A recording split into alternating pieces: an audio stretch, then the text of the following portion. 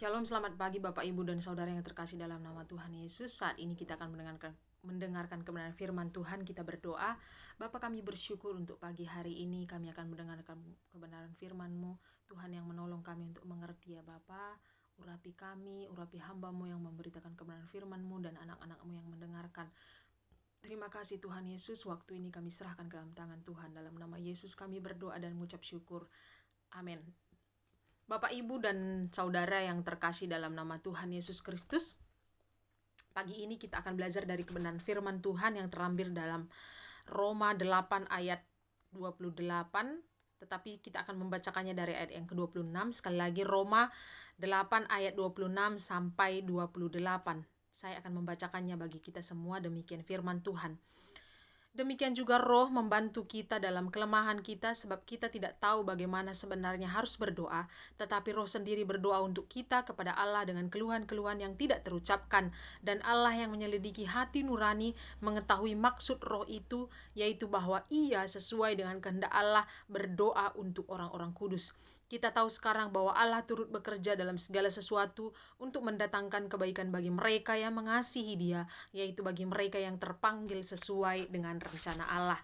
Bapak, Ibu, dan Saudara yang terkasih dalam nama Tuhan Yesus Kristus, pada pagi hari ini saya mengangkat tema bagi kita semua, yaitu Roh Allah bersama dengan kita. Sekali lagi, Roh Allah bersama dengan kita. Jika kita memperhatikan pasal 28 ayat 26 sampai 28 ini Bapak Ibu, kita akan mengerti jika kita memperhatikan ayat yang sebelumnya yaitu ayat 17. Demikian firman Tuhan. Dan jika kita adalah anak, maka kita juga adalah ahli waris, maka maksudnya orang-orang yang berhak menerima janji-janji Allah yang akan menerimanya bersama-sama dengan Kristus, yaitu jika kita menderita bersama-sama dengan Dia, supaya kita juga dipermuliakan dengan Dia.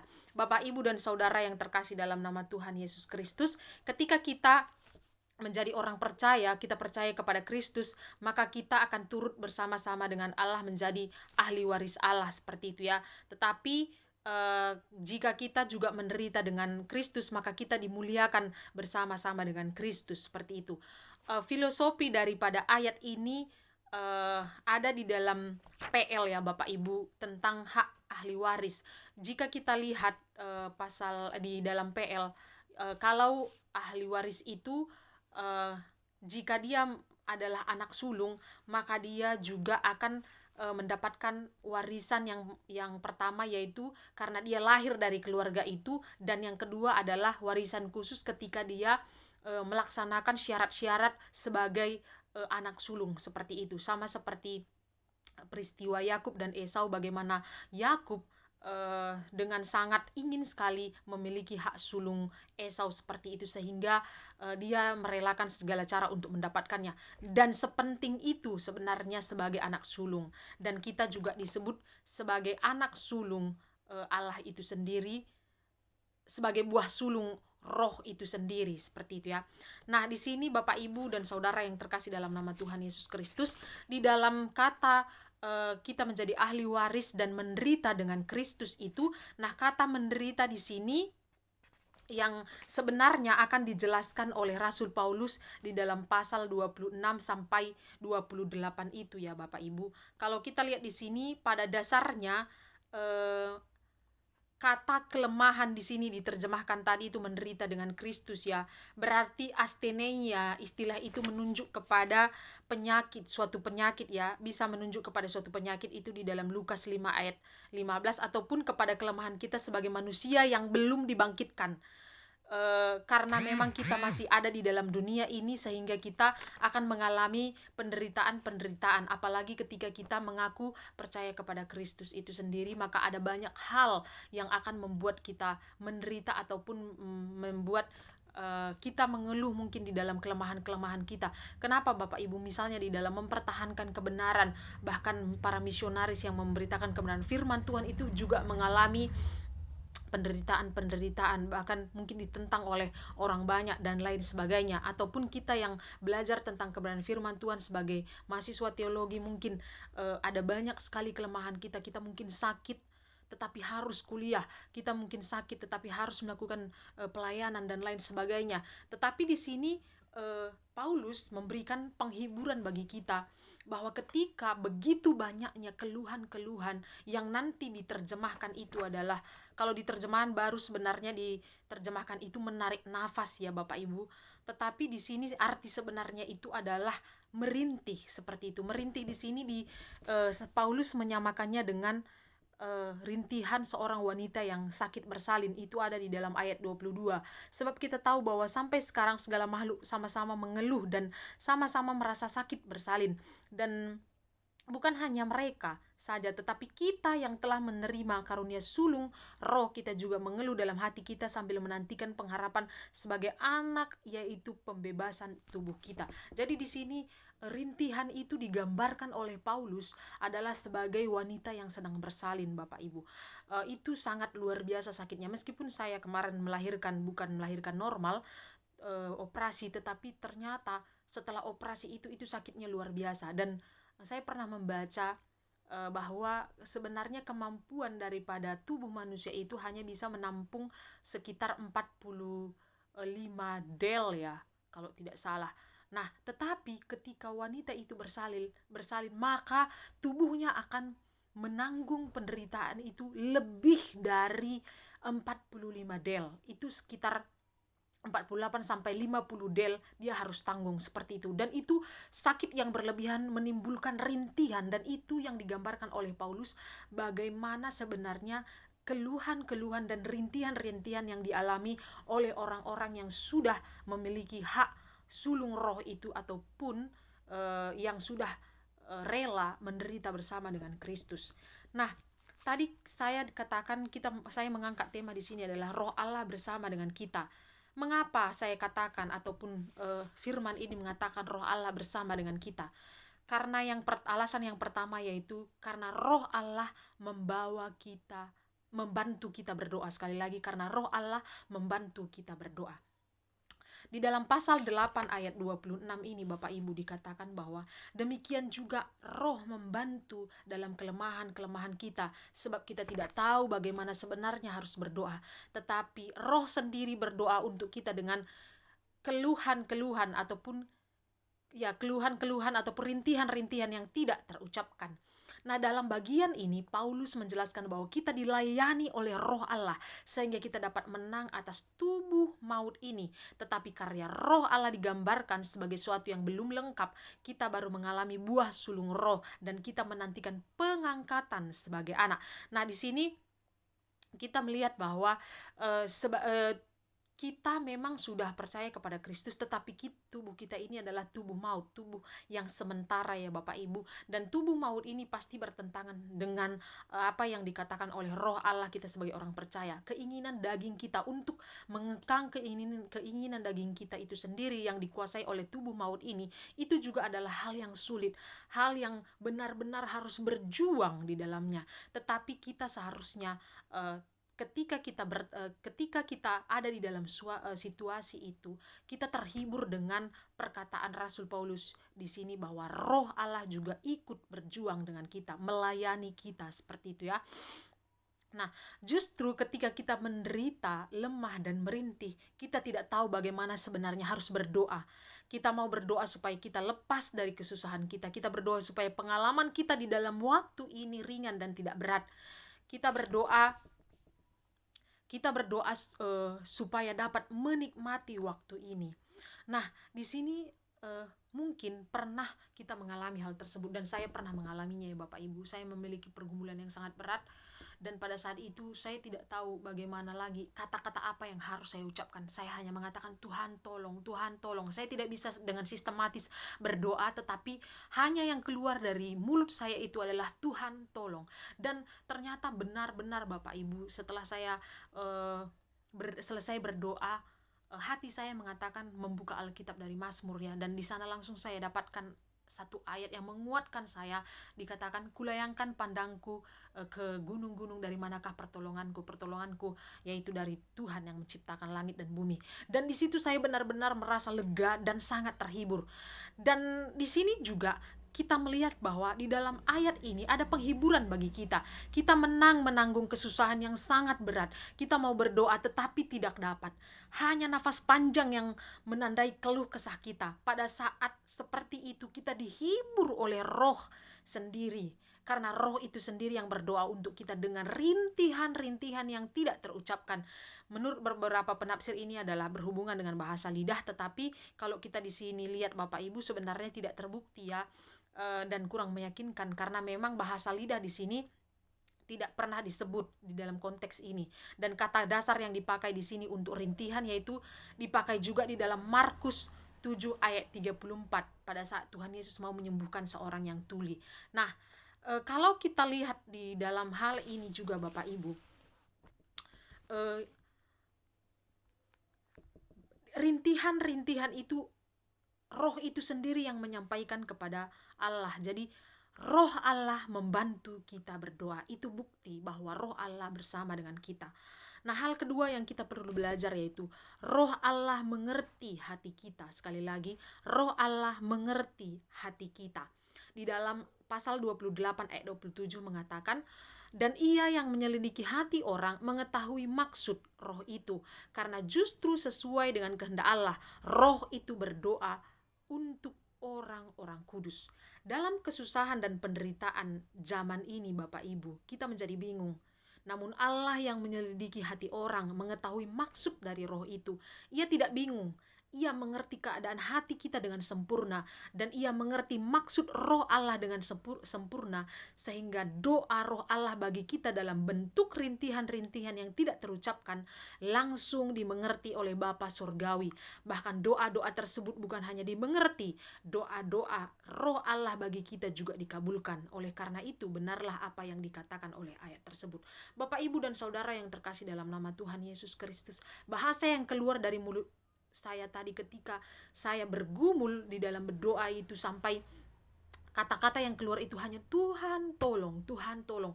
Tetapi di situ saya percaya bahwa Allah mengerti maksud saya, meskipun saya tidak uraikan panjang lebar perkataan saya secara sistematis, tetapi dengan kata Tuhan tolong saya yakin pada saat itu Roh Allah membantu saya berdoa untuk menyampaikan maksud itu kepada Allah, sehingga Allah mengerti maksud hati saya seperti itu. Dan benar-benar saya kembali mendapatkan penghiburan, dan akhirnya Tuhan menjawab doa saya. Di sini terbukti Bapak Ibu, saya sudah mengalaminya dengan sangat luar biasa seperti itu. Jadi dalam hal ini Roh Allah mengerti hati kita, dan Roh Allah menyampaikannya kepada Allah, sehingga Allah juga mengerti hati kita dan langsung, dan bukan hanya mengerti tetapi mengabulkan doa tersebut seperti itu. Dan hal yang ketiga yang perlu kita pelajari di sini adalah segalanya menjadi baik. Mengapa Roh Allah bersama dengan kita? Karena segalanya itu nanti menjadi baik-baik saja Bapak Ibu. Ayat yang ke-28 dikatakan di sana, dan kita tahu bahwa bagi orang yang mengasihi Allah, segala sesuatu turut menghasilkan kebaikan bagi orang-orang yang terpanggil menurut rencana Allah. Sekali lagi, dan kita tahu bahwa bagi orang-orang yang mengasihi Allah, segala sesuatu turut menghasilkan kebaikan bagi orang-orang yang terpanggil menurut rencana Allah. Nah, Bapak, Ibu, dan Saudara yang terkasih dalam nama Tuhan Yesus Kristus, suatu kenyataan yang jarang disebut adalah bahwa janji yang indah itu dikhususkan bagi orang-orang yang mengasihi Allah. Itu bukan merupakan sebuah janji yang umum yang berlaku untuk semua orang percaya. Janji itu berlaku untuk orang percaya yang mengasihi Allah. Sebenarnya itu bukan merupakan suatu kejutan, karena sejak pasal 8 ayat 17b, Paulus telah menguraikan keadaan rohani orang percaya yang menderita dengan dia, yaitu orang percaya yang bukan hanya menjadi ahli waris Allah, melainkan juga ahli waris dengan Kristus. Nah, orang percaya yang mengasihi Allah juga menantikan kedatangan Kristus, karena saat itu status mereka sebagai anak yang Allah yang sulung akan dinyatakan di hadapan umum. Itu pasal 8 ayat 19 ya. Sebab dengan sangat rindu seluruh makhluk menantikan saat anak-anak Allah dinyatakan. Sekarang mereka hanya mempunyai buah sulung roh, yaitu di dalam ayat 23 ya. Dan bukan hanya mereka saja, tetapi kita yang telah menerima karunia sulung roh, kita juga mengeluh dalam hati kita sambil menantikan pengangkatan sebagai anak, yaitu pembebasan tubuh kita. Nah, di sini kita melihat bahwa orang yang percaya yang mengasihi Allah juga menantikan kedatangan Kristus, karena saat itu status mereka sebagai anak Allah yang sulung akan dinyatakan di hadapan umum. Sekarang mereka hanya mempunyai buah sulung roh ya. Sekalipun mereka masih merintih dan mengalami penderitaan sehingga mereka dapat menjadi bingung. Mereka diberi janji bahwa dalam pengalaman mereka itu segala sesuatu turut menghasilkan kebaikan.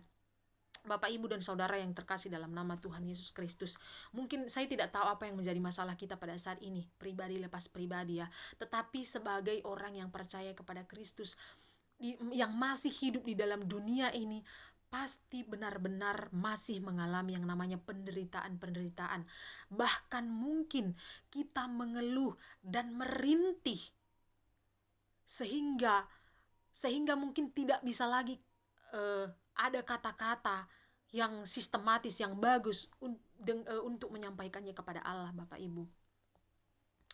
Mungkin masalah dari pekerjaan kita, masalah dari pelayanan kita yang kita melayani sebagai pelayannya Allah.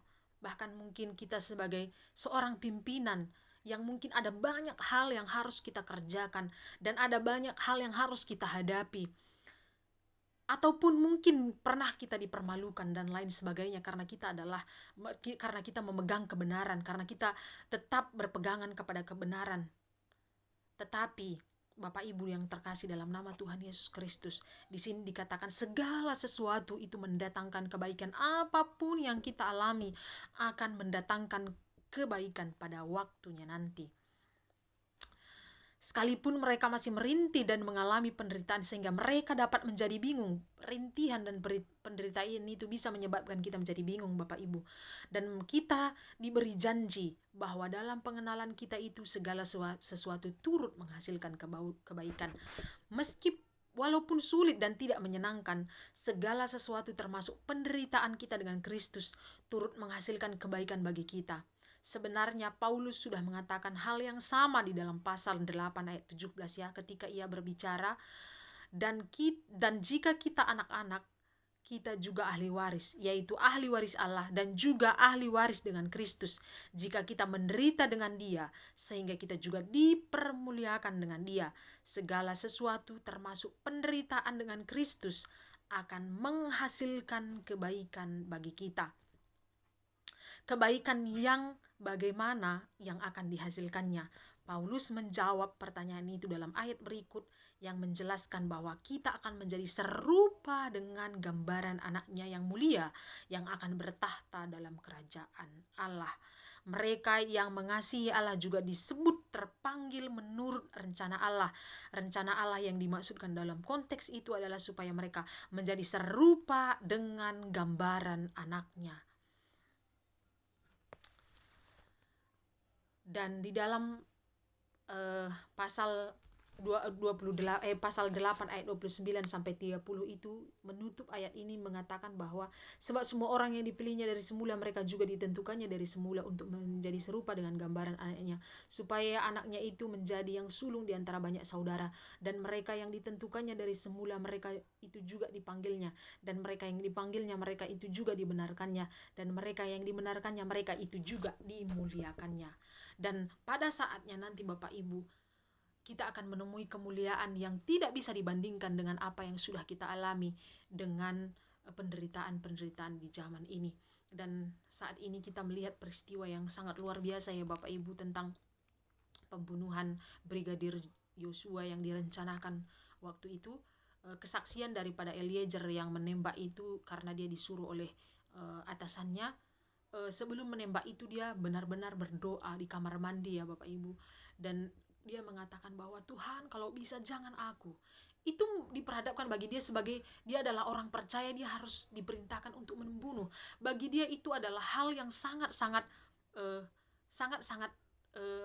sangat-sangat sulit untuk dilakukan, karena di satu sisi dia adalah percaya kepada Kristus, tetapi di satu sisi dia juga takut kepada atasannya seperti itu. Memang dia melakukan pembunuhan itu Bapak Ibu, tetapi dia terus berdoa di dalam kesaksiannya, di dalam sepanjang sidang mereka ini nama Tuhan dipermuliakan, selalu nama Yesus yang disebut, sampai ketika dia berusaha untuk jujur dan membukakan semua kebenaran yang ada, sehingga saat ini hukumannya diperingan oleh hakim seperti itu ya. Saya tidak tahu seperti apa si Eliezer itu bergumul, tetapi dari kesaksian yang dia ungkapkan di depan umum itu menandakan bahwa dia adalah orang Kristen yang mau bertobat seperti itu.